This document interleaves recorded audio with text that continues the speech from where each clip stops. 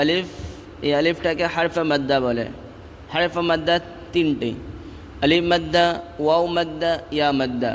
আলিফ মাদ্দা, ওয়াও মাদ্দা, ইয়া মাদ্দা পরে হামজা ওই শব্দ যেহেতু থাকে তো মাদ্দা মুত্তাসিল একে বলা হয়। ও মাদ্দা মুত্তাসিলকে 3 আলিফ পরিমাণ টান দিয়ে পড়তে হবে। যেমন জিম আলিফ মাদ জবর জা, ইদা জা, হামজা জবর আ, হামজা জবর আ।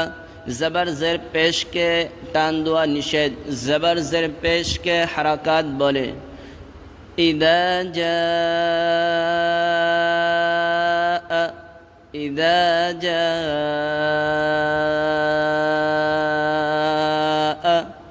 ইদা জা। নুন নুন সাদ জবর নস, নুন সাদ জবর নস। এই চিহ্নটাকে সুকুন বলে। সুকুন যেই অক্ষরের উপরে এই চিহ্নটা থাকবে বা যেই অক্ষর সাকিন হবে